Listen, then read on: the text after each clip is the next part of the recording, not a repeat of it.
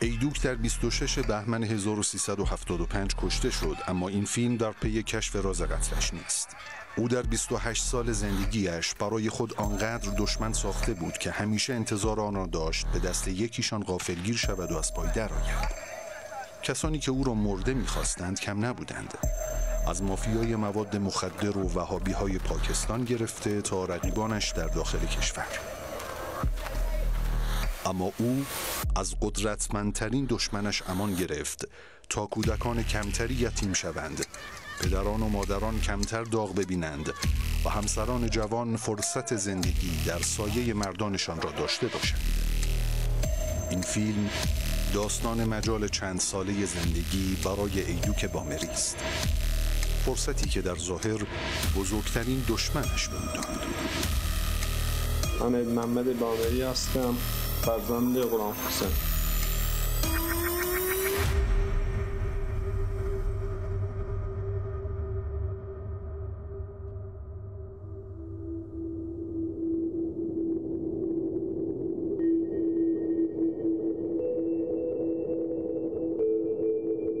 کوههای سر به فلک کشیده همیشه ترسناکند، مخصوصاً اگر از بالا به دره‌های عمیقش خیره شوی، دره‌هایی که همه چیز را در خود فرو میبرند. اینجا آورتین است. آورتین مثل اسمش منطقه‌ای جذاب است، اما نه برای توریست و گردشگر، بلکه برای افرادی که به خاطر مختصات جغرافیاییش از آن به عنوان کمینگاه استفاده می‌کنند. اینجا روستایی است در جنوب شرق کرمان که در شهرستان قلعه گنج و هم مرز با دو استان سیستان و بلوچستان و هرمزگان واقع شده و سر و کله کوههایش در بالاترین نقطه ممکن جا خوش کرده است. حساسیتش به دلیل هم وضعیت کوهستانی و پیچیده‌اش بود که کسی میرفت تو این کوهستان کسی نمیتونست کسی رو پیدا کنه عملا. و ورود به این قلعه که اسمش آورتین بود در واقع 2 جاده ورودی بیشتر نداشت. اگه این جاده کنترل میشد هیچ کی نمیتونست وارد شه، اگه وارد میشد خبر میدادن.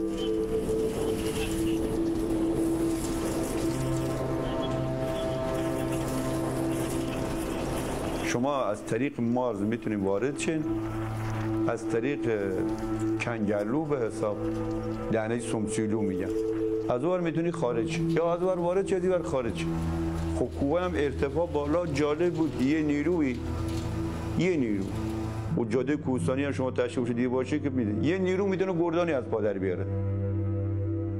ایدوک بامری بیسیمچیش روی ارتفاعی بود. ایشون اطلاعاتی که شب میداد، حالا ما بیسیمی میشنیدیم، از سیستان بلوچستان آمار میگرفت تا سیرجان. برد و بیسیمشون خیلی زیاد بود، چون فکر کنم اون ارتفاع بالاترین ارتفاع تو اون منطقه. مسیرهای پرپیچ و خم تا رسیدن به آورتین مهمترین فاکتور برای انتخاب این منطقه توسط گروه‌های اشرار بود، چون آنها در آنجا از نظرها پنهان بودند و همین برای جولان دادنشان کافی بود. تجاوز به نوامیس و حتی آدمکشی شرارت‌هایی بود که در دل این کوه‌ها از دیده‌ها مخفی بود، اما صدایش همه جا می‌پیچید.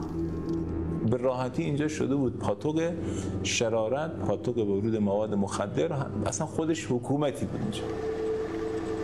دهه 60 اوج جولان گروه‌های اشرار در منطقه به حساب می‌آمد که با تأمین انواع سلاح‌های گرم از مرزهای شرقی پایگاهی امن برای آتش افروزی به وجود آورده بود. آتشی که شعله‌هایش به جان زندگی مردم می‌افتاد. تو جنوب ما میرفتیم، زن بچه مردم قسم میگفتن تو ما را به خدا یه فکر کنید، ما شب که بشه یه در خونه را قدرت نمی‌کنیم باز کنیم، اگه آشنام بیا نمیتونیم باز کنیم. به محضی که تاریک میشد و غروب میشد اصلا تردد خودرویشون رو جاده ها نمیدید. میبستن جاده کنترل میکنن، یه ماشین اینور میزنه یا ماشین اونور، جلوش میگرفتن، آقا لختت میکردن، میگفتن حالا برو. پسر اعلیحضرت بودی، خانمت همراه بودی، تو از دست درت میکرد. موتور من اگه دست تو موتور بود یه پشنگ خرجتون میکردم، موتور از دست میکرد. خب شهر کرمان ما یه شهر ناامنی بود، شهرهای جنوبی ما به شدت ناامن بودن، مرزهای شرقی ما به شدت ناامن بودن، درگیری در حد 40 تا 50 نفر ما شهید می‌دادیم. دهه 60 مصادف بود با روزهای پر التهاب دفاع مقدس و همین موضوع باعث شده بود تا نیروهای سپاه و ارتش که مشغول دفاع از مرزهای غربی کشور بودند فاصله چند صد کیلومتری از شهر داشته باشند. سالهای 69 و 70 تقریبا بدترین شرایط سیستان بلوچستان و شرق کشور بود از جهت امنیتی و عملاً نیروی انتظامی از مسئولیت این کار بر نمی آمد. این شرایط از حالت انتظامی عبور کرده بود و بیشتر حالت امنیتی و نظامی پیدا کرد. شاید همین اتفاق بود که مانع میشد صدای مردم به دوردست‌ها نرسد. شرق کشور به فرماندهی برای ایستادن جلوی این شرارت‌ها نیاز داشت که تاکتیک‌های جنگی را خوب بلد باشد. قاسم سلیمانی که خودش از عشایر منطقه بود و به جغرافیای آنجا تسلط داشت، به عنوان یک سرباز در مقابل مردم احساس وظیفه می‌کند و به رهبری نامه‌ای می‌نویسد. تا اینکه حاج قاسم نامه‌ای نوشتن خدمت مقام معظم رهبری که آقا من این آمادگی دارم، این عرض کنم توانایی دارم و این ناامنیت تو جنوب شرق داره بیداد می‌کنه. آقا مسی دستور داده شورای امنیت ملی، شورای امنیت ملی آستاندار وقت را خواسته بودن. متاسفانه آستاندار وقت زیر بار گفته این همش دروغه، هیچ خبری نیست از این خبرها. من یادمه ما رفتیم کرمان لشکر سپاه، لشکر موقع هنوز جایی نداشتیم، سپاه سرالله علی حسینیه سپاه اینجا بود. صبح زود رفتیم اونجا، حاجی هم دمدر دیدیم سردار شهید سلیمانی، دیدیم خیلی اعصابش خورد، ناراحت. گفتیم حاجی خدای نکرده طوری شده است، چرا ناراحتی؟ یه تربیه که وضعیت اینه. ما گزارش دادیم، آقایون رفت زدن زیرش. یکی دو روز نگذشت معاون سیاسی و آستاندار وقتا تو جاده برسیل سیرجان ترور کردن. خلاص شورای امنیت ملی فهمید یه قضیه چیه. بعد اختیار تام دادن به سردار، به لشکر تو جنوب شرق. دیدی پیام آقا که ابلاغ شد، دیگه ما از هفته بعدش حرکت کردیم به سمت منطقه سیستان بلوچستان. اولا با خود حاج قاسم و یه تیمی رفتیم. حاجی من کار مهندسی کرد، شروع کرد به کانال کشیدن، کانالی که عمق زیاد، یه جاهای عرض کنم که سنگر دیدبانی گذاشت. خب اینا برای اشرار خیلی چیز بود، باورشون نمیشد. اینا تا میخواستن این شاله رو پر کنن، عبور کنن، بیان 3-4 ساعت وقت شد. 3-4 ساعت هم دیگه قطعا نمیتونستن، چون روز میشد، هوا میشد، ردیابی میکشش. از نظر قاسم سلیمانی اول باید جغرافیای جولان اشرار کوچک و کوچکتر میشد. پس در سیستان و بلوچستان و زاهدان عملیات‌هایی برای به دام انداختن اشرار تحریزی شد. بعد از اینکه ما به اصطلاح سیستان بلوچستان تقریبا امن شده بود، اومدیم تو منطقه جیروف کنوج. نقطه اصلی جنوب جمع شدن قائله آورتین بود. از نظر حاج قاسم اگر دیوارهای دژ آورتین فرو می‌ریخت، امنیت به منطقه باز می‌گشت. اما آنجا یک تفاوت بسیار مهم داشت. اینجا مأموریتش با آزادان فرق کرد. اینجا مردم دخیل بودن. از هر خانواده 1 نفر تا 2 نفر اینجا ما فراری داشتیم تو روستا. قدم بعدی جمع کردن سران عشایر و اتمام حجت با آنها برای مقابله تمام قوا با اشرار بود. بعد اینکه چند مورد عملیاتای شد، افراد خاصی که مورد نظرش بود شرور بودن زده شدن، یادمه دعوت شد سران طوایف تو جنوب سردار سلیمانی گفت تاهر اشرار زیر پلاس هر که میمده، در خونه هر که میمده، حرفی نو، چون شما توانی نداشتین باش مقابله کنین، باش درگیر بشه. ولی از این تاریخ ما پسترتیم. اگه شنیدم کسی همکاری با اشرار کرد که دیگه خودش دان قانون باید جوابگو باشه. کسی همکاری با ما که ما تا آخر پشت قضیه واسطیدیم استاده قضیه حل بشه.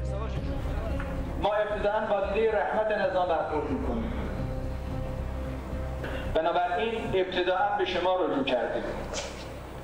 این رجوع هم یک رجوع خواهشی نیست که من خواهش بکنم شما این کار را بکنید، شما هم قول مساعد من این کار را میکنم. نه، شما مسئولیت دارید، من از شما میخوام. بنابراین مطلب اول من اینه که همه فراری هایی که در درون توایفتون وجود داره باید همه اینها را طی یک لیست جمع آوری کنید و اونها به شما پناهنده بشن در مرحله اول و تسلیم بشن. اونهایی که قتل کردن باید طی این مدت 10 روز مهلت برید دنبال رضایت نامه. اگر رضایت گرفتیم براشون که فقط مراد، اگر نگرفتید باید تحویلشون بدید. نکته دوم، جمع‌آوری کلیه سلاح‌های غیر مجاز که در دایره شما و روستای شما وجود داره.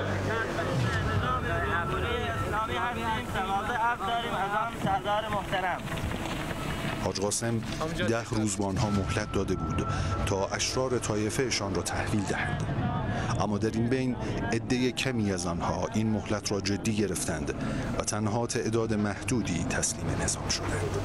این موضوع به هیچ وجه برای قاسم سلیمانی قابل قبول نبود، پس باید اتفاق دیگری می‌افتاد. 1 سال این کار انجام شد، افراد متوالی، البته تمام سران هم بودن، سران قبایل دیگه هم بودن در منطقه رودبار، اینا آمدن همکاری کردند و موند آقای ایدوک بامری که در بلوچستان به اون میگن ایدو خان، ایشون نپذیرفت. من محمد بامری هستم، فرزند غلام حسین. اینها محل سکونتشون در یک بخش به نام دلگان شهرستان ایران شهر. در این دلگان 2 تا طایفه زندگی می‌کردن، طایفه بامری و طایفه عبداللهی. ایدوک دلیلی قبیله‌ای داشت با فامیلاشون تو دلگان اورا. نبی عبداللهی به اصطلاح طرف حسابش بود و دیگه طایفه عبداللهی کلا. بعد توی مقطعی آقای نبی بخش بامری میاد دشمن ایدوک بامری میشه، با هم درگیری داشتن، دنبال حذف هم دیگه بودن. همینطوری نبوک دنبال ما بود و ما دنبال نبوک. جنگ طایفه‌ای داشتیم دیگه، هر کس دیگه سعی میکرد و یکی دیگه زودتر بکشه. چند بار مصالحه کردم، اونا پیمان شکنی میکردن، رفتن به بزرگان واسطه شدن، صلح کردن.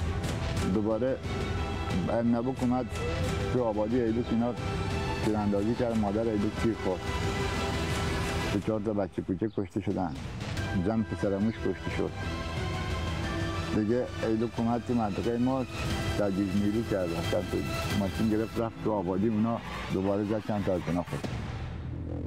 بعد از این دیگه یه سال 2 سال یعنی تو ادامه داشت تا اینکه دوباره صلح کرد، یعنی کامران ساوکی و اینا واسطه شدن صلح کردن. بعد ما رفتیم یک روزی طرف چهکیچی و کومان ایور، اونا آمده اونجا قسم قرآن زیارت کردیم با جمشیرزه اینا که ما شما یکی باشیم، برادر باشیم، یعنی یکی باشیم دیگه، هیچ کس دشمنی با هم دیگر نداشته باشه. صلح بودن، یه اختلاف بین کرمی و با بامری پیش اومد. تو چهارساک اینا با هم بگو مگو داشتن، نبوک از این موقعیت سو استفاده میکنه، میگه نه شما طایفه کرمی با تو درگیرم، من بامری هم میام به کمکت، حالا نکنه این نقشه داشته اصلا. بعد تا 4 ماه این نبوک دیر رفت آمد میکرد پیش ما. گفتیم خب جمشیرزه ما با اینا قسم داریم یکیم، خب هیچ کاری نمیکنیم در حد ما. بعد اینطور رفت آمد میکرد، آمد میگفت معامله میکنیم با هم دیگه رو. گفتیم باش. بعد من اینا قرار گذار گفتم بری شما بعد از 1 هفته دیگه بیاید من شما رو تریاک میدم. بعد اینا رفتم، بعد از هفته آمد اونجا که آمد دیدم نبوک همراه اینا. اگر نبوک همراه اینا نبود یعنی من مشکوک میشدم، میگفتم که اینا 100% یه آشکارسی دارن. گفت 60 کیلو تریاک بده، ماشین مال شما. 60 کیلو تریاک ما بهش دادیم و گفتن که یه اسلحه به ما بدی که ما ایتریاکان تو ماشیمان یک جای برخورد میکنیم. گفتیم باش یه اصله کلاش هم دادیم دست اونا و دیدن که من میرفتم همین ماشین سوار شدیم. 7 نفران تو ماشین ما سوار بودیم. بعد همینطوری داشت میرفتیم و کولر ماشین روشن بود. ماشین رفتیم اینجا نزدیک، یعنی 500 متر بیشتر نبود، 400 متر اینطوری. این ماشین دنده دو، یعنی 40-50 کیلومتر داشت راه میرفت. این گازش میدادن که گیر نکنه، اینجا جا گیر بود. دست که زدن رو دکمه کولر ماشین منفجر شد. 5 نفر در جا کشته شد. بعد عمویم که اسمش قدرت بود و هم مجروح شد. بعد من فقط این زخمی شدم، این دست مستم سوختن و این دستم یک کم شکست، این صورتم موام همیشان اینا سوختن. یعنی ماشین کلا تکه تکه شد، یعنی منفجر شد خیلی، یعنی تکه تکه. خودش میگه زمانی من تو هوا بودم با قطعات ماشین و شعله ماشین تو هوا، من فهمیدم که کار نبوک بوده، بمبگذاری کرده، بمبشن کنترلی. ایدوک بعد از درگیری‌های طایفه‌ای با نبوک به دنبال منطقه امن می‌گردد و جایی می‌رود که نه تنها شرایط زندگیش را تغییر دهد، بلکه برای آنجا نقشه‌های هم می‌کشد. حالا ایشون هم زرنگی کرد. آقای ایدوک اومد تو منطقه قلعه‌گنج، یک روستایی است به نام آبرتین کنار مارز هست، با دختر بزرگ اونجا ازدواج کرد. خب اینجا منطقه از ضد نظامی منطقه سوق‌الجیشی بود، خیلی منطقه مهمی بود. ایشون که میخواست هم پشتوانه بگیره، هم که جای جولانگاهی داشته باشه، بتونه تردد کنه بیا. اگر نمیتونست بیاد که اونا ازدواج اینجا صورت نمیگیره، اونا میشن باش مخالف بودن دیگه. قبلا پدر ایدوک به نام غلامحسین که متواری بود، مواد حمل میکرد، میرفت در همین ارتفاعات آوردین، حتی منزل جلال، خود جلال کامرانی. بعد ازم برای همون زمان غلامحسین پیشنهاد داده بود که جلال کامرانی به پسر من ایدوک زن بده که ما اینجا با شما ملحق بشیم، ما پایگاهی داشته باشیم با طایفه شما. حالا به هر شرایطی بوده جلال پذیرفته، قبول کرده، تا اینکه غلامحسین کشته شد با آسا در بلوچستان. موند ایدوک هم فراری. ایدوک رو همون رفت آمدی رو رد پدرش می اومد اینجا و همون خبر هم داشته، همراه پدرش بوده. جلال عنوان میکنه به من زن بده، هر طریق جلال پذیرفته. بعد از این دیگه یه سالی 6 ماهی چقدر نمیدونم دقیقاً چیز وقت میگذره، ایدوک همون منطقه خودشون نوه آموشو میگیره، همون زن اولش. یه طولی نمیکشه که با درگیری میشه، غلامحسین پدر ایدوک کشته میشه. دیگه ایدوک میاد شروع میکنه به رفت آمد اینجا، بازم دنبال معامله تریاک بوده با 3-4 نفر از اهالی اینجا. این مدت دایی میگه برای زمان به پدرم قولی دادین، قرار شده من داماد بشم، سر قولت هستی؟ من اون موقع شما مجرد بودیم، قولی دادم الان شما زن گرفت. به هر حال حالا به چه دلایلی بوده دایم راضی میشه که وسط.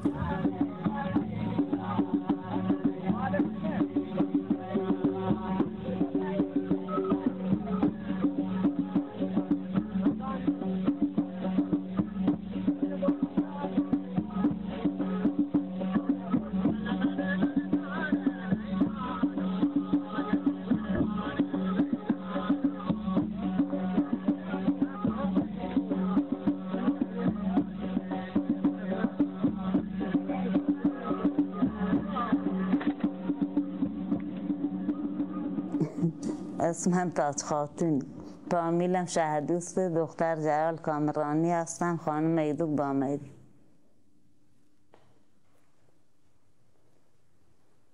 چند سال داشتین ازدواج کردین؟ 12 سال. خودتون راضی بودین یا نه؟ من بچه بودم دیگه، نصیب اما که دیگه رسما نبود. الان دیگه اجازه بگیری و سالا نمیدونم سال چند بود. سال امام خمینی به رحمت خدا رفت، ما ازدواج کردیم. ایدوک خیالش هم از باورتین راحت بود، چون پدرزنش جلال کامرانی آنجا را برای کمین او و تفنگدارانش کاملا مهیا کرده بود و این همان چیزی بود که ایدوک از مدتها قبل به دنبالش میگشت: حضور تمام و کمال در قلمرویی به نام آورتین. اونم به احترام که حالا ایدوک دامادش شده، آمد یه روستایی که اونجا داشت به نام زحمت آباد گفت این مال تو، دیگه افرادی هم کنارش نباشن. خود جلال میرحاجی یا جلال کامرانی هم توی خود آورتین بود. خب به راحتی اینجا شده بود پاتوق شرارت، پاتوق ورود مواد مخدر، اصلا خودش حکومتی بود اینجا.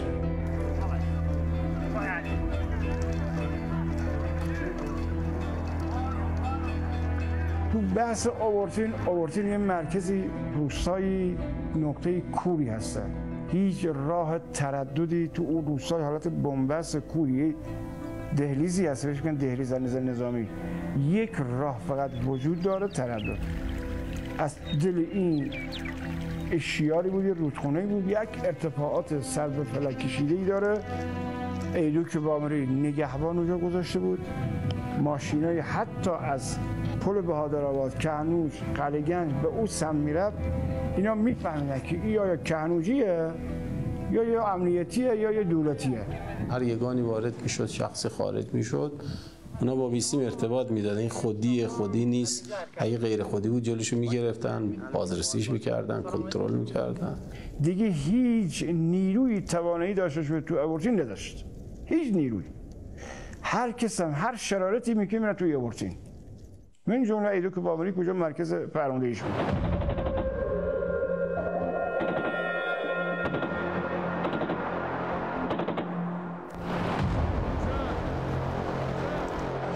حفاظت از آورتین در کنار تمام شرارت‌هایی که از سوی ایدوک انجام می‌شد، مهمترین وظیفه تفنگدارانش بود.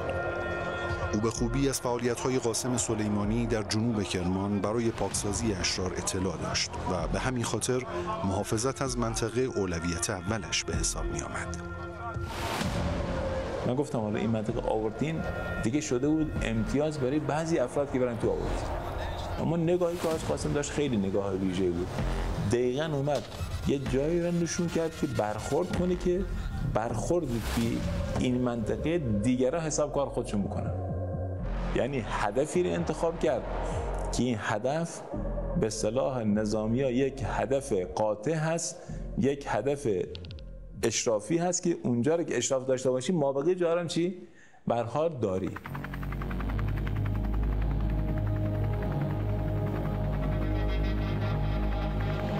یگانهای هوایی و زمینی همگی بسیج شده بودند تا هرچه سریعتر به قائله جنوب شرق پایان بدهند. به همین خاطر با دستور حاج قاسم سلیمانی شناسایی نقطه به نقطه تا رسیدن به آورتین آغاز شد. آنقدر این موضوع برای قاسم سلیمانی حیاتی بود که از شناسایی تعداد خانوار حاضر در روستای آورتین و حتی روستاهای اطرافش برای نزدیک شدن به ایدوک بامری صرف نظر نمی‌کرد. چون اگر ایدوک و عوام انصاری که اونجا تو قلعه مستقر کرده بود میدونستن کسی نمیخواد بیاد کار جمع آوری بکنه، کار امنیتی، کار نظامی، کار عملیاتی بکنه، بهش راه میدادن. یه پوششی میخواست بره اونجا، مثلا اگه یکی میخواست گونی آردی ببره کارش نداشتن. اما این که خیلی نفوذ راحت بود، نه راحت نبود. ببین ما تا نزدیک آورتین من خودم 2-3 بار رفتم تو پوشش شرکت‌های روستایی. ببینید یه کاری که تو آورتین میشد این بود که اینها همه مبتلا به مالاریا بودن. ماشین بهداشت میرفت اونجا. یه بار ما از همین پوشش استفاده کردیم دیگه، ما ماشین بهداشت رفت. جالبه که خودش هم مثلا گاهی وقتا با لباس بلوچی با بچه‌ها میره برای شناسایی. یعنی جالبه ها که خودش هم تو همه تیم‌ها بود، تو تیم شناسایی بود، تو تیم عملیات بود، تو تیم‌های مختلف بود. مثلا من اینا خودم ناظر بودم و دیدم که یکیشون مثلا از طریق پیله‌وری و با ماشین و پفک و این چیزا تو روستا رفت اطلاعات جمع کرد.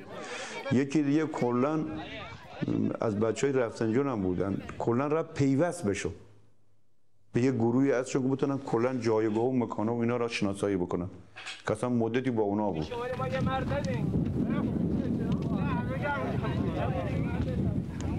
حاج قاسم سایه به سایه در پی ایدوک بود و با هر اقدام به دنبال این بود تا قرارگاه امنش را ناامن کند. او مترصد رسیدن یک فرصت برای نزدیک شدن به ایدوک بود تا اینکه یک اتفاق همه چیز را برای این رویارویی فراهم کرد. ایدوک رفته بود برای انتقام از همون طایفه به اصطلاح خودشون به نام جمشیده‌ای هست، یه نفر به نام نبی، اینا رو بکشه که خیلی دنبالش بود و موفق نمیشه. بله اونجا برادر ما به نام بهمن و پسرعموی پدرم به نام تاج محمد تا همراهش بودن. بعد دیگه نزدیک هوا تاریک بوده، ماشین پاسگاه چاشور هم نیروی انتظامیشون برای گشتنی می اومدن تو قاچاقبرای از آهنک و اینا می بردن، از این بیر راه میرفتن.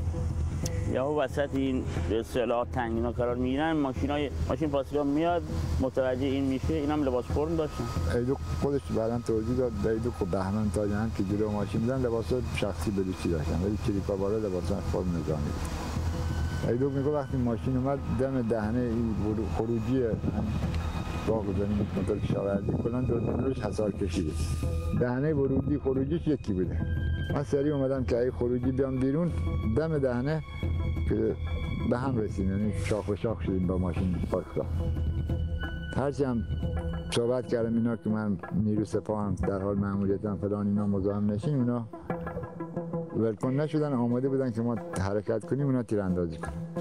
به بهمن تاج محمد گفتم که اگه نزنیم اونا خودمون میزنن. به بالایا گفتم شما که لباس فرمین لااقل بپرین پایین مطمئن میشن خودمون نظامی. اون یارو افسره میگفت وقتی اینا پریدن پایین دیدن لباسا نظامی و کفشا کتونی و هیدرو اینا، دیگه مطمئن شدم اینا نظامی نیستن، دزدن راهزنن یا اشرارن. درگیر شدن با نیروی پاسگاه.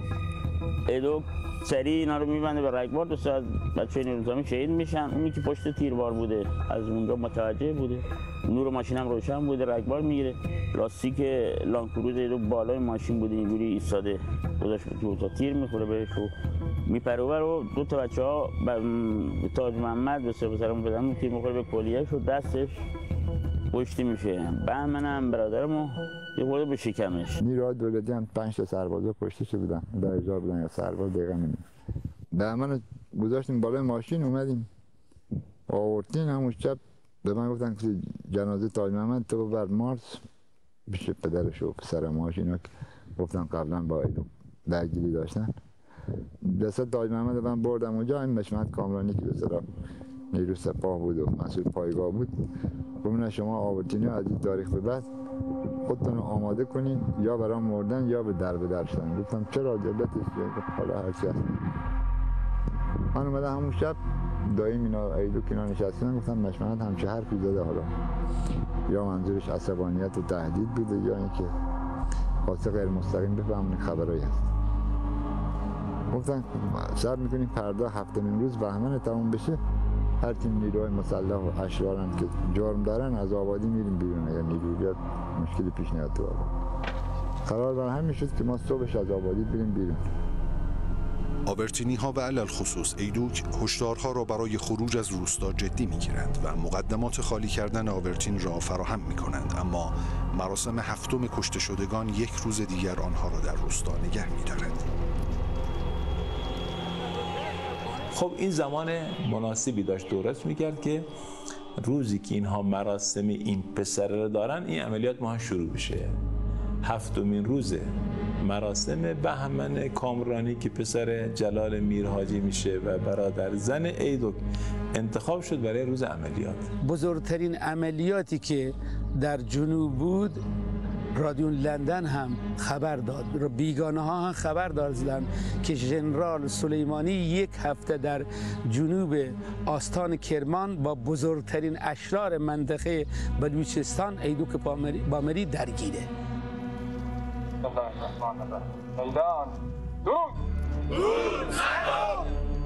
روز 7 کشته شدگان برای عملیات انتخاب شده بود و همه چیز باید حساب شده پیش میرفت. لو نرفتن عملیات به یک پوشش نیاز داشت.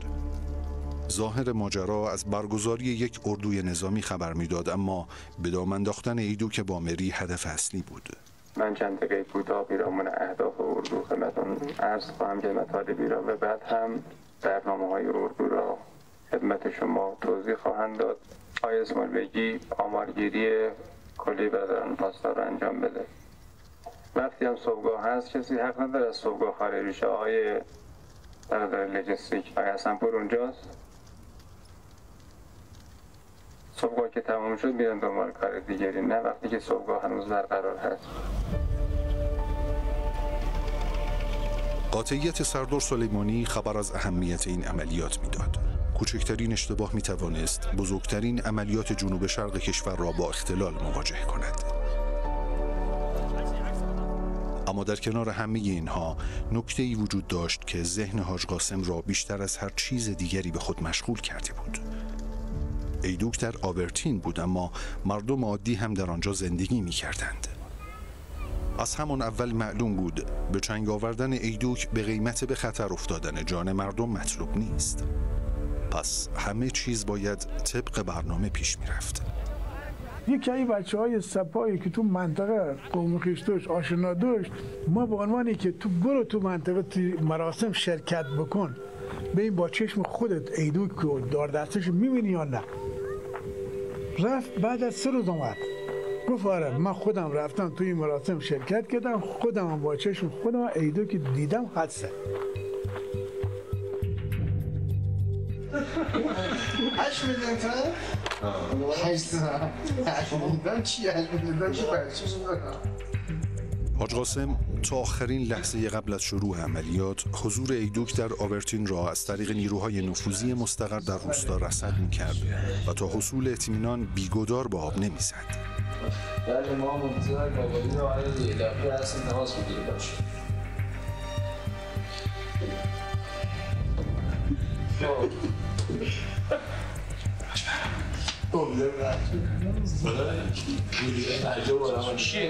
چیه؟ با میدونم معول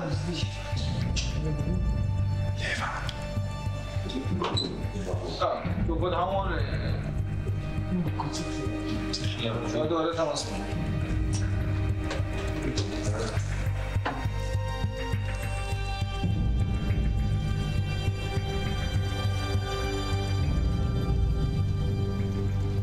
وقتی که خبر رسید برای ما که ایدوک توی منطقه هست، حالا ما آدم گذاشته بودیم نیروی اطلاعاتی ما توی دوتی دهنه بود که اگر این گفت تو اون مراسم یا ایدوک شرکت کرده، ما نیرو گذاشته بودیم که نتونه از دهنا فرار کنه. نیروهای در واقع عملیاتیمون رو شبانه در مهتاب تا نزدیک این دو تا دهنه آوردیم، چراغ خاموش بدون اینکه بفهمن. اونها هم نفهمیدن نیروهای ما تا نزدیک دهنه.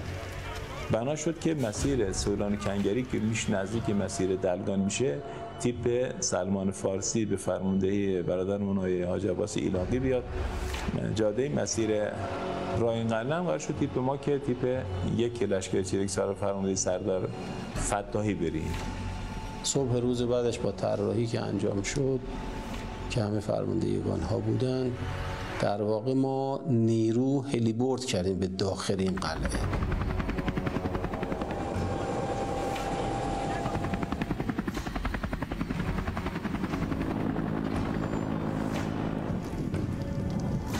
ایدوک بامری اون نشسته بودیم، گفت یه دفعه دیدیم صدای هلیکوپتری اومد، گفت خودم به تفنگچین محافظش. گفتم برو این هلیکوپتر رو بزن خلبان سبرده بیاد. گفت نشسته بودیم دیدیم شدن 2 تا.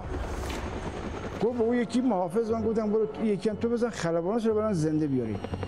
گفت همینجا نشسته بودیم یه دیدیم ای بابا 2 فروند 3 فروند 4 تا 5 تا یه فهمیدیم یه اتفاق افتاد. گفت آمدیم فرار کنیم بریم اون تپه‌ای که روبرو خونه هاشون بود، اسلحه هاشون تو دل اون چیز بود. گفت آمدم بریم اون اسلحه ها رو بیارن، دیدن ای بابا داره نیرو از بالا داره پیاده میاد پایین. جلال عادلی هلیبورد کرده بود. صدای هلیکوپتر که من بلند شدم این گروگان شیرازی تو همین رودخونه پایین‌تر بود، زیر سنگ قایم شده بود. من داشتم هلیکوپترها نگاه میکردم، گفت فلانی هلیکوپترها نگاه نکن، این دوتا شینوکن، هر یکی 400 تا نیرو با یه توپ 106 جابجا میکنن. اگه واسه مقاومت کنی همه تون قلقم میشین، بزنین برید. دماغ که مایدو بسو کجایی گونه مردم دارن میرن این طرف دهنه سمسیدی. دیشب همون پسر داریم واحد با لنکروزه رفته برای هیزم، من برنگشته برم دنبال به خبری از او بگیرم. رفته بود اونها یه 4 کیلومتر پایین‌تر برخورد کرد با ماشین سپاه، درگیر شده بودن. ایدوک مون راه بسته. بعد دیگه از همینجا ما برگشتیم گفتیم بریم به کوه. خب نفهمیدیم، گفتیم که شاید اینا 3 ساعت 4 ساعت اینجا باشن و بعد برگردیم. سری رفتیم دیگه، هلیکوپترها چیکار کردن؟ از همین ما داشت راه میرفتیم، از طرف دیگه با راکت و با زیکو اینا دیگه میزدن ما دیگه نمیتونستیم دیگه از ماشین داره راه میره دیگه تیراندازی کنیم. دو خیلی زدن طوری میزدن ماشین تو گرد خاک این گم میشدن. بعد از تا جایی که ما اونجا درخورما یکی از ماشینا ما رو زدن. ایدوک باورش نمیشد که در امن‌ترین نقطه‌ای که برای زیستن انتخاب کرده بود زمینگیر شود. ایدوک با ماشین شروع کرد، رفت به طرف یه روستایی بود به نام مردوار. خب دید نه نیروها دارن میان، رفتن یه روستای کلابوسی بود، اونجا بودن. اینها اومدن یک مسیر انتخاب کردن تو همین ارتفاعات که نهایتاً به طرف رمشک میرن. تو همون در روز اول که هلیکوپتر آمدن ما توی آبادی بودیم، زدن راکت، آواره 2 تا ترکش خورد. ما 4 تا کشته دادیم، 4 تا هم زخمی شدن، از جمله همین آواره برادر ایدوک و آگی عمو ایدوک.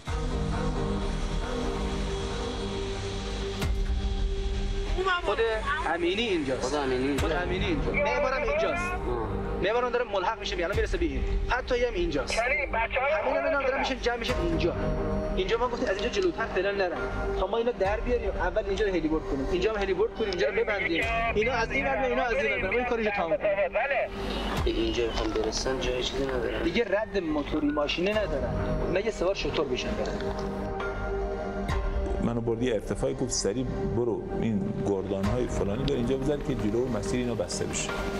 تا ما رسیدیم اونجا قبل از ما چی رفته بودن، حالا همه مونده بودن که اینا کجا رفتن. مهاجر حبیب سلام علیکم. شما مشایخی گفتی آمده بشه حامد رفت پیشش، سریعتر آماده باشن اونجا.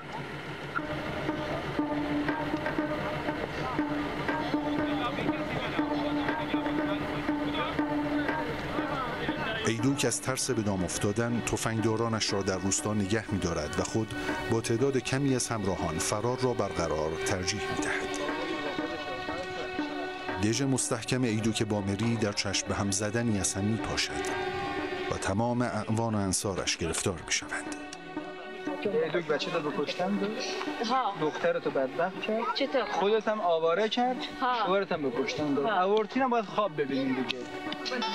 آوردین آدم کشی اینجا پناه دارین تو آورتین، اینجا که قلعه ایدوک. بعد هی گفتین ایدوک خان باورش شد. یه مشت آدم بدبخت کردین، همه اینا بدبخت کردین. یه مشت آدم قاچاقچی از بلوچستان پا میشن میان اینجا، این دخترها و ناموس مردم رو به خطر مندازن اینجا. ها همین هست یا نیست؟ بله همینطوره. خیلی خوب، برین تو چپراتون. آقای فتایی این چپره اول بازرسی بکنید، زنا برن تو چپره اول برن اونجا بشینید.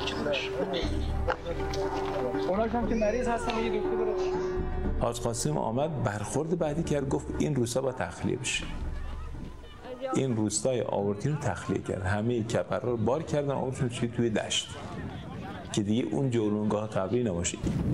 اونی که آوردینیه الان برن خودمون جمع کنن، آقا دیگه قراره که ایتی بار کنی، ایتی ننه آقا این هم استاندار موتوری دادیه، همه آماده باید منتظر شما کشاورزی کنید. الان برای زنگاچیمون تو جمع کنید، آب وسیله اونی که برای خواب هوش و نیازه جمع کنی، برید تو کمپرسیون خودتونم کمک کنی. آتی هم چادر، مواد غذایی همه چی آماده، فقط مشکون تو مرگینیه. کل افرادی که تو منطقه به عنوان تامینی اومدن پایین از اورتین آورده، اینا همهشون خدمت کنن تلمبه دارن و همه شوهر 10-13 نفر یه موتور آب دادم با 90 هکتار 100 هکتار زمین کشاورزی.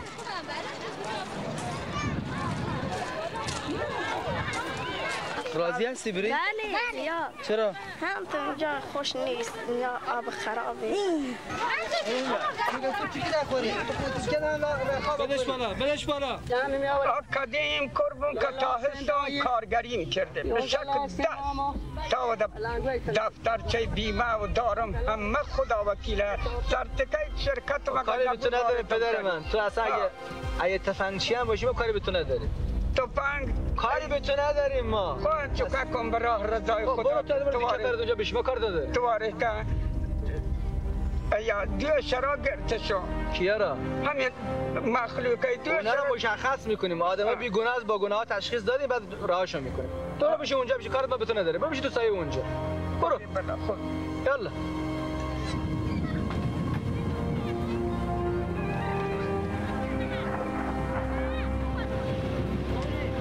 آبرتین کاملا تخلیه شد و این یعنی ایدوک برای جان سالم به در بردن پناهی جز صخره‌های کوهستان نداشت. اون شب تا صبح هم راه رفتیم تا ساعت 8 صبح. 8 صبح راه رفتیم، بعد رفتیم زیر درختی چند کوچک بود، ما میگیمش داز. رفتیم زیر اینا اونجا پنهان کردیم تا ساعت بدون غذا هم چیزی نخورد. و این سرنوشت ایدوک بود که همیشه با فرار گره خورده. متواری شدن در در کوهستان‌ها کاری بود که ایدوک به خوبی از پس آن برمی آمد، چرا که او از کودکی همیشه همراه پدرش در حال گریختن بود. الان رد بره پیچ می‌خوره، ببین کجا بس خط میشه. همین جلگی رو بس. با 4 تا بلار. چند که میگم پشت تو زخم دیگه که خودش میگه که مرد دیگه. آن سوی ماجرا هم حاج قاسم و نیروهای تحت امرش حلقه محاصره را برای ایدوک تنگ و تنگتر می‌کردند تا حتی نفس کشیدن هم برایش سخت شد. آقا اینا بیشترن اینجا کمی نزن بری بچه‌ها. بدونن 7 روز طول کشید جنگ و گریز. روزاش تا روز هفتم کلا هلیکوپتر و نیروها در تو کوه بودن، ما هر روز درگیر بودیم. شبا میدونستیم جابجا بشن، لابد این محاصره نیروها به صورت مخفی یه جوری در میرفت محاصره رو نشکنیم میرفتیم بید. فقط مواظب سمت چپ و راست باشه، هر دو مشروع بگیرید تیراندازی نکنید تا ما دست بدید. بله باشه. بچه‌های تیپ سلمان فارسی یه سری بچه‌های عشایر داشتن، بلوچ بودن. اینها از لحاظ ردیابی خیلی راحت رد می‌زدن. یعنی تو منطقه‌های جنوب الان هست، یعنی افراد قشنگ مثلا رد شما رو ببینن یک بار دیگه تو ذهنش هست. اگه شما بین 1000 تا رد جایی بری اونو میدون ردش کجاست. بنا شد که اینها چی؟ رزنی کنن، یعنی ببینن کجا رفت. خب این رزنی و تعقیب اینها شد با تیپ 4 سلمان فارس. این رد حالتی اینجا یک رفتن خارجی بازش ردزنی های قدم به قدم بچه های تیپ سلمان آرام آرام به سرنخهایی می رسید که می توانست ایدوک را غافلگیر کند. 7 روز تا 8 روز ما تو اون منطقه شب و روز دویدیم تا این تعقیب کردیم این ایدوک بامریا. یه روستایی به نام خوسالان اونجا تونستیم بعد از 7 روز پیداش بکنیم. توی زیر سنگ قائم شده بود، محاصره کرده بود.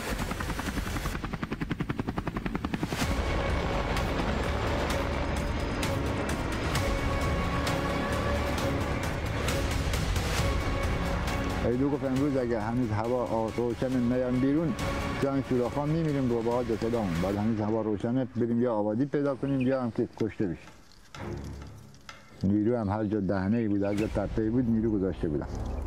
اون روز ساعت 2 نیروها جمع شده بودن تو کوه.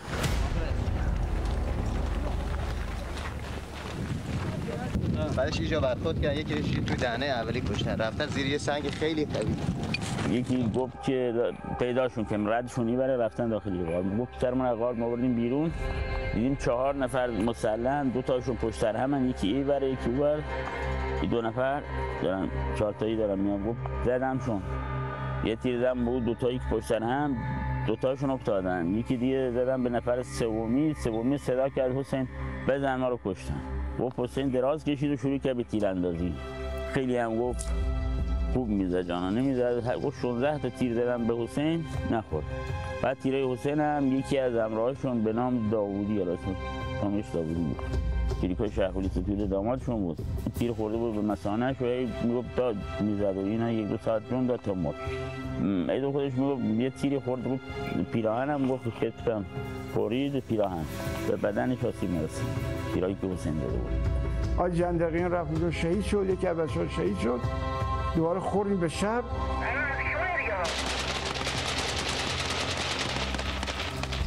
ایدوک درگیری‌هایی برای زنده ماندنش راه می‌اندازد، غافل از اینکه حاج قاسم به دنبال چیز دیگری است. 4 تا اسیر 2 تا کشته. 3 تا کشته. خودش چی؟ الان میگن تاریکه، خیلی دارن تقلا میکنن. چرا؟ مواظب باشین در نرید. رضا از گوشه میخواد میره. رضا میگم خیلی مواظب باشینا. دارن تاکید رضا سوال کن ازشو، بگو حبیب این میخواه، سریعتر میخواه، بگو که اون سوژه مورد نظر تو اینا هستی یا نه. بعد دیگه تو غار ایدوک میگه که صبر کنیم تا ماه به اصطلاح چیز بشه، بره پشت کوه و تاریک بشه. شبم 4 ماه بود، داتای 9 خوردی بود که ماه گرد. بعد به شیرازی و آواره گفت شما بریم بیرون صدا کنیم که ما تسلیمیم. نیروها فکر میکنن که ما هممون تسلیمیم، نمیفهمن شما 2 نفر تسلیمیم. بعد دیگه حالا تکبیری چیزی میفرستن، ما میفهمیم کدوم طرف نیرو هست. بعد همین کارو میکنن نیروها، اینا دیگه کلا میان بیرون، این 2 نفر رو میفرستن همون نزدیک نیروها صدا میدن ما تسلیمیم فلان. بعد نیروها شروع میکنن به تکبیر گفتن، بالا چپ راست ایور اوور. اینا دیگه میپان که کدوم ور نیرو هست و کدوم ور میشه بری. البته جای یه نقطه صبر عبوری رو خب گذاشته بود اونجا، دیگه مطمئن بودن کسی نمیتونه عبور کنه.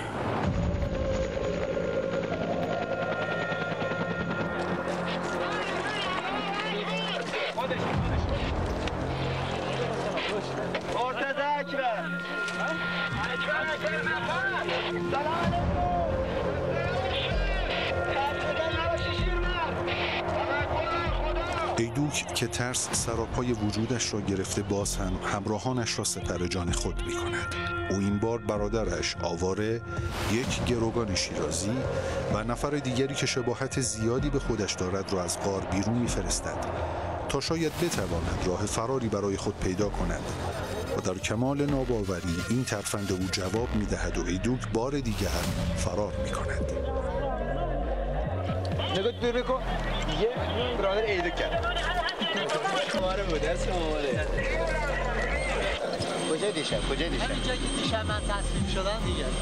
2 بچه شیراز نه؟ بله. دیشب بله ما دیشب تصمیم. زرنگی که اگه میخوام من اسیر بشم، برادرش به نام آواره و یک گروگان که به نام علی شیرازی داشت گفت میخوام ما اسیر، اینا رو فرستاد بالا. یعنی اومد توی محور ما، محوری که بچه ما بودن گردانا، اینا بودن اسیر شدن. توی این فرصت خب کسی تیراندازی نمی‌کرد، این ایدوک زرنگی کرد برای چی؟ از مسیری که اومده بود با تعداد نفراتش برگشته بود. میسم چیکار کرد ردو؟ خواستیم بزنیم بیرون، دیم مهتاب، شب مهتاب، هوا روشن، حواسمون به منورا نبود. منور کمپاره می‌زدن 1 ساعت 40 دقیقه تو هوا روشن بود. 40 دقیقه نه، ربع ساعت نیم ساعتی داشتن که تو هوا روشن می‌شد. گفتیم صبر کنیم بعد ماه بشینه، بعد مهتاب بیاد پایین بریم هوا تاریک بشه. ساعت 9 دیگه تاریک شد، مثلا مهتاب رفت پشت. اومدیم از سوراخ بیرون رفتیم، نکنیم دور تا دور ما کلا نیرو محاصره. یه کوه بلندی بود، خیلی بالا رفتنش غیر محال بود. حالا ما گفتیم اینجا حتما نیرو نیست، تصمیم گرفتیم از همون بریم بالا، شاید پشت به نیروها میرسیدیم. رفتیم بالا، یعنی پای تپه که رسیدیم واقعا سخت بود، دشواری. از ساعت 9 شب تا 4 صبح ما رفتیم تا دونستیم با نوک این قله بریم. روز هفتم دیگه نیروها ما خیلی کشته شده بودن، خیلی هم فرار کردن، تعدادی هم دستگیر شدن. دیگه ما 3 نفر موندیم، من و ایدوک و عبدالله. برادر ایدوک کشته شد، برادر شهکولی کشته شد، عموی ایشون یاگی خان میگن زخمی شد، تار و مار شد. یه چند نفر قلیلی از دست سردار بعد از شبانه روز اینا شبانه فرار کردن رفتن.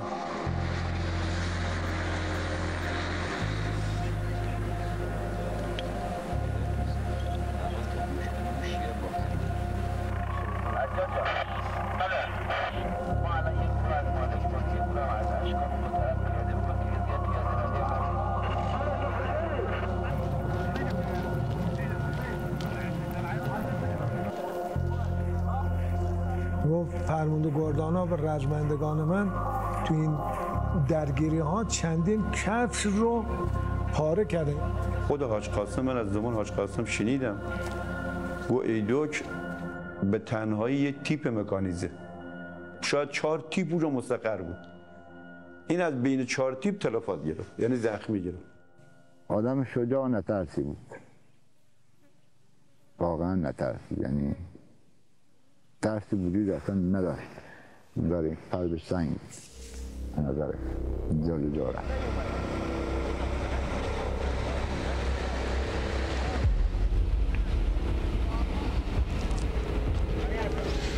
یزدان زفر، یزدان مهمترین عملیاتی بود که انجام شد. بیشترین ماشین، بیشترین تلفات، بیشترین غنایم به دست میاد. چند تا ماشین گرفتن. بعد از 8 روز تعقیب و گریز از ایدوک ردی پیدا نشد و قاسم سلیمانی پایان عملیات را اعلام کرد. هدف اصلی عملیات که فرو ریختن دژ مستحکم آورتین بود محقق شد و حتی با وجود اینکه ایدوک بامری از این قائله گریخته بود، اما شدت و کوبندگی عملیات آنقدر زیاد بود که دیگر همه طوایف باور کرده بودند که قاسم سلیمانی با کسی شوخی ندارد.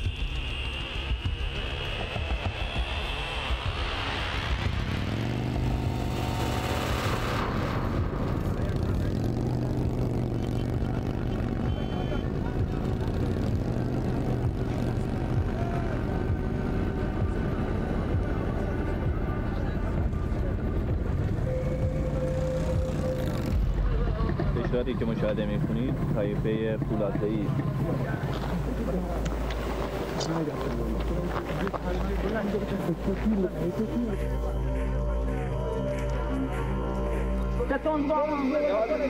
تسلیم جمهوری اسلامی ایران.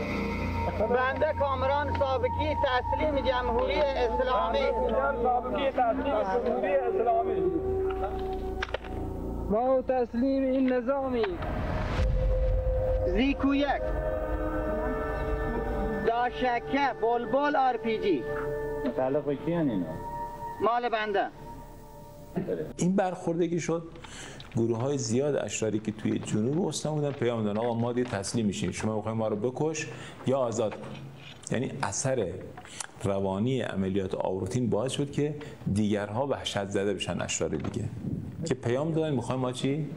بیایم و تسلیم بشیم. خب توی همون هم قریب 300 نفر اومدن چی؟ به اصطلاح حالا چه اونی که اشرار بود چه اون تفنگ بندش. شما یک بخشی از عمرتون تمام شده، یک دیروزی داشتید، یک امروزی دارید، یک فردایی. دیروز شما بخشش را من خبر ندارم، بخشش را میدونم تاریکه. شما به خیلی از مردم اجحاف کردید. واقعا باید تواب واقعی بشید. امروز روز تصمیم گیری شماست. برید دنبال کاراتون، برید محکم دنبال کار اقتصادی، کار کشاورزی. بچه هاتون یاد بگیرن، جوان هاتون یاد بگیرن، برادرهای کوچیک شما یاد بگیرن. وقتی که شما دیدن تو طایفه سابکی ها کامران سابکی بیل گرفته دستش داره کار کشاورزی میکنه، من هر روز شنیدم خیلی خوشحال شدم. وقتی ببینم فلان کسی تا دیروز داشت کار دیگری میکنه، داره کار کشاورزی میکنه، کار صادقانه و محترمی میکنه، مردمتون خوشحال میشن، بچه هاتون یاد میگیرن، میرن مدرسه، میرن باسواد میشن، آیندهشون تضمین هست، زندگیشون تضمین هست. حاج قاسم بعد از اون تهدید، بعد از اونی که سلاح‌ها به زمین اومد، بعد از اونی من میگم یک روز 3000 خردی اسلحه نیروهای امنیتی جمع کردن. 3000 خردی اسلحه میدونین یعنی چی؟ یعنی 3000 تاش میشه یه تیپ. یه تیپی 3000 تا اسلحه داره دیگه. حدوداً. نهایتاً یه شیشمم حاج قاسم به اینها مهلت داد. اینا یک تصمیم شد گفتن برای اگر هر کی قتل داره رضایت آورد که آورد، اگه نه باید بره چی برخورد قضایی باشه. به هر حال اونایی که قتل داشتن تحویل دستگاه قضا شدن، مابقی رفتن سر زندگیشون. حاج قاسم گفت سلاحتونه بدین به من و این کارم انجام داد. سلاح گرفت، بیل داد دستشون. پیگیری کرد که 300 حلقه چاه تو منطقه چی حفر شد و هر چاه هم به 12 خانوار داده شد که بیان زندگی کنن. اینا که تو کوه‌ها بودن، مثلا کوههای نمداد، کوههای مارز، این جایی که پراکنده اینا بودن سر زندگیشون. با پاکسازی‌های اتفاق افتاده ایدوک خود را تنها تر از همیشه یافت و همچنان مخفی بودن از دیده ها را بر هر اقدامی ترجیح داد. افراد نفوذی حاضر در منطقه از تعویض پی در پی مخفیگاه ایدوک از این روستا به آن روستا خبر می‌دادند. بعدش دیگه از اونجا به نام گفته خودشون میره پیش علی بخش سرحدی اینا، بنگردان، روستا بنگردان. اونجا از اونجا دیگه دوستا چریکاش بهش ملحق میشن. از اونجا میره خب به گفته خودش یک ماه گفت در دمن ایران شهر، نزدیک 25 کیلومتر ایران شهر روستایی هست به نام دمن، اونجا فامیلای خانومشن. بعد از اون دیگه گفت اومدیم جلگه شهید معمار اینا هم میان ببینن و از اوضاع چی و فلان. تو منطقه رد ماشین رو از لیابادی میبینن، نحوه رفتنش هم خیلی سرعت میرفت تو همین لاتی و اینا. مشکوک بوده که احتمال زیاد ایدو کنن. فرمانده و گروه معمار بود. اینا رفتن توی منطقه، خبری بهشون داده بود که ایدو کیجه. نگو اونا رفته بودن چی کرده بودن؟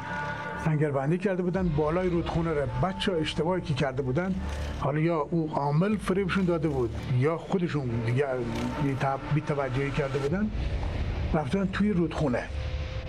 این تله براشون میذاره، تلهش هم این میده که یه جا کمین میزنه، بعد یه موتوری مسلحانه میفرسته تو دیدی نیروها. و نیروها وقت میرن موتور مسلح فرار که تخریب میکنن. دیگه تدابیر امنیتی برای خودشون در نظر نمیگیرن پشت سرشون چه اتفاقی چی میشه. و اینا میزنن تو کمی. یا بالا شروع میکنن به زدن و 16 تا نیروها من جمعه شهید معمار شهید میشه. یکی از بسیجا و خیلی تیر میزد، نمیذاشت که ما سرمون یه ذره بالا بیری میزد دقیق. و گفت بریبش داریم. گفت اینجوری تونستیم یه دقیق ستایی زدیمش و آخرین نفرم بشاده. 15 نفرم جوز بودن که 2 نفرشون متواری میشن. رفتن که به اصطلاح بعداً تماس گرفتن که ما بچه‌ها بقیه شهید شدن و بقیه رو گفت زدیم میگه. رفتیم برای اصلشون هم جمع کرد. بعد دیدیم 2 تا سرباز با اینا هست. سربازا فقط اینا لباس فرم بود. او فرماندهاش که لباس شخصی بودیم، اونا هر چی نگاه میکردیم نمیفهمیدیم اینا کی. بعد چمی کارت و مارتا اینا رو بیرون کردم. بعد رفتیم همون شب دیگه، یعنی عجلی و رفتیم. ماشیناشون هم بردیم. گفتیم بریم امشب باز بریم تا بریم به پاکستان. از اونجا که اینا کارتاشون نگاه کردم میگن اسمش معماره. بعد ما فهمیدیم معمار فرمانده سپاه. بعد از شهادت شهید معمار، نیروهای حاضر در منطقه به قصد حذف ایدوک وارد عمل می شوند تا اینکه بالاخره مخفیگاه او را شناسایی می کنند. در همین اثنا ایدوک که دیگر فرار را بیفایده می داند، تأمین گرفتن از قاسم سلیمانی را تنها راه نجات خود می یابد. خبر به سردار سلیمانی می رسد. بشاکت بودم، شوهر خالم پسر خالم اومدن گفت دایید گفته که تا مثلا هفته آینده قرار از طرف سپاه و اطلاعات اینا بیان تامین بدن، بیا اینجا همراه ما باش. دیگه من بس کرد اومدم مارس پیش داییم. مونده تقریبا یه شب قبل از عید 74 ما تامین گرفت. همون تو اداره من زنگ زدم، پاکستان ایدوک پاکستان بود. بعد خب حالا همدیگه رو می‌بینیم. حتی از طرف که زنگ می‌زنیم خودش فهمید. قبل من زنگ زدم حالا اول کردم گفتم گفت میدونم الان تو اداره اطلاعات نشستی داری زنگ می‌زنی. بعد یه بار تماس گرفتم با بابام، گفت که شما خودتون تامین گرفتین و به فکر ما نیستیم، ما اینجا اذیتیم، از داریم زج میکشیم، وضعمون خوب نیست، درآمدی نداریم و فلان. بعد بابام صحبت کرد، حاجی هم بهش گفت که بیاد آدم بشه بشینه. حاجی گفت یعنیش کرد. ما رفتیم ایدو که بیاریم کرمان، ما یه استیشن برداشتیم و رفتیم تو هم بیابونی بود بند چارزا، یه جای محلی بود به نام چادات خدا، همچین جایی بود. آره گفت من پیغام داد توسط اون رابطی که داشتیم، گفت به یه شرط میام. گفتم به چه شرط میه؟ گفت داورپنا و یه نفر دیگه بذاریم پیش بچهای چریکای من با شما میام. چه گفتیم باش. ما میگفتیم خب داورپنا اینا دادیم. واجی مشورتی کردیم. گفت باش. به داورپنا گفتم وصیتتون بنویس، من گفتم وصیت‌نامه‌تون بنویسین بدین به من. ما هم یه مقداری کنسرو گرفتیم و آب معدنی و نون و اینا همه رو گذاشتیم توی 200 تا پلاستیک و کارتون و حرکت کردیم رفتیم اومد. اینا رو تحویل دادیم و آقای ایدوکو تحویل گرفتیم. ساعت 2 نصف شب فکر کنم رسیدیم کرمان تحویل حاجی دادیم، حاجی هم تو لشکر.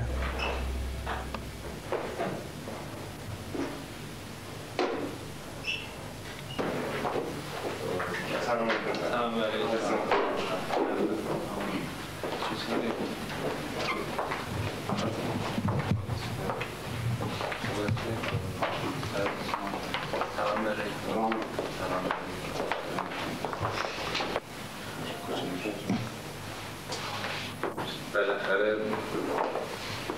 به تبریک میگم که تحصیل کرمان نبارد.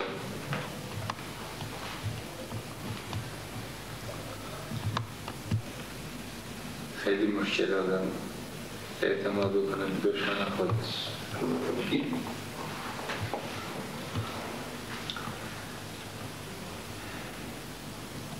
البته این عدم اعتماد شما به دلیل عدم شناخت مسائل اسلامیه. وگرنه یه مسائل اسلامی رو خوب بدونی هیچ وقت نباید می‌ترسی. خب دیگه من تو بیابان بودن هر باری تو بدبین بودی و واقعا نمیشناختی نظام رو، فکر می‌کردی مثلا با گروگان این چیزا ما مثلا چیز میشیم و بعد تو مشکل نداری و برمیگردی، ولی خودت خاطر جمعی درست می‌کردی. تصورت واقعا این بود که میدونم اصلا با کوهی از تشویش اومدی اینجا، شاید همه نزدیکانت میگفتن اگه بری دیگه بر نمیگردی، همین بهت میگفتن. طبیعی هست چون باورت نمیشه با این حجم کارها نظام بتونه تو بخشش بکنه تو برگردی. ما حالا باورت نمیشه، اما این نیست. جبران قتل شهید معمار که خودت میدونی چه آدم برجسته بوده، اون اینه که تو واقعا تبدیل بشی به یک آدمی مثل خالد بن ولید، برگردی 100%، یه طوری که همه دوستان ناباب خودت رو متعجب بکنی از عمل کرده خودت. اگه تو اون وادی که من گفتم اومدی با این دو شرط، یکی این که یک توبه درونی در درونش باشه و به وجود بیاد، یعنی هنوز نشده. دوم این که بری در صدد 100% جبران گذشته سیاه خوده، اینا سفید بود.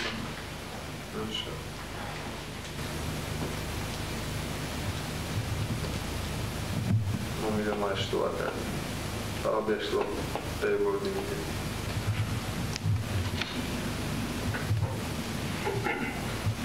جبران این اشتباه مهمه. جبران این اشتباه رو باید کمرت ببندیم محکم، این اشتباه رو محکم جبران بکنیم.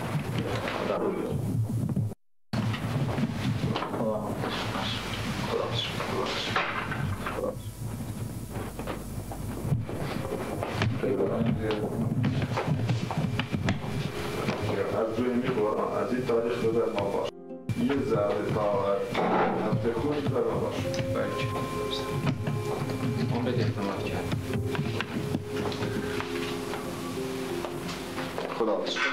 خلاصه آمد تو ماشین خیلی ناراحت و گریه کرد. گفتیم اتفاقی افتاد؟ گفت نه، اباحت حاج قاسم رو گرفته. بذار اگر کشته میشم من به دستی آقا کشته میشم.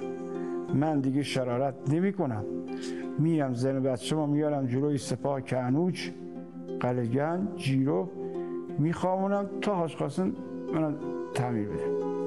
رفتن دیگه کرمان و کرمان دیگه اومد باز روستای چهارزنگی، همون روستای ما فعلا ساکنیم.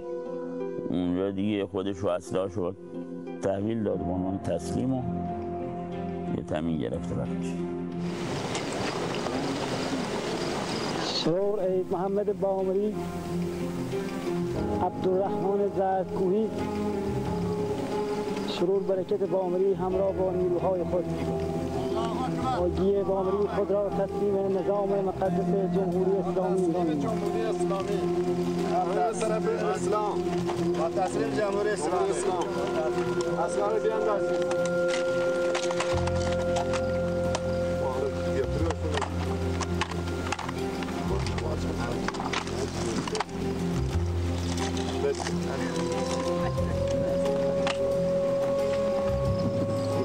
من محمد بامری.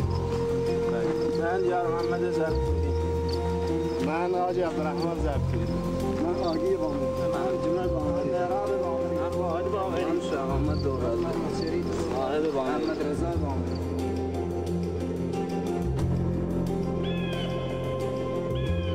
روی مدت هم پاکستان بود، یه مولوی بود که رهبر حزب وهابیا بود، تبلیغ میکرد علیه دین تشیع شیعه و اینا.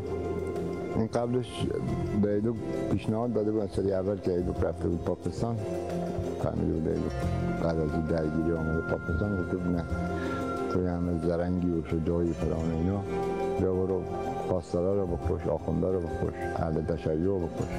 بهم گفت که برو شیر درنده باشه، دقل نینداز خود را چوب باشد، برو نیروهای دولتی رو بکش، بیشتر بکش. بعد اینو که گفت تو جمع بود دیگه هم بقیه بودن و اینا، گفت خیلی بهم برخورد که دیگه مجبور میخواستم ببندمش رگبار، دیگه گفتم نشریهای تحمل کرد. بنا به اختلافی که با او داشت مجددا رفت دیگه و اونو کشت. اونا هم سفت و سخت دنبالش بودن. ما اونجا خونه حسن بودیم چهارزنگی، ایدوک رفت کرمان، گفت من اما سرصبح رفت، گفت من شب میام میریم دلگام. دیگه شب من منتظر بودم نیومد، تا بعد از 2 روز دیگه اقواماش از دلگام آمدن، گفت به ایدوک نیست. دیگه گفتن نه وهابی آمده زدنش، از پاکستان وهابی آمده.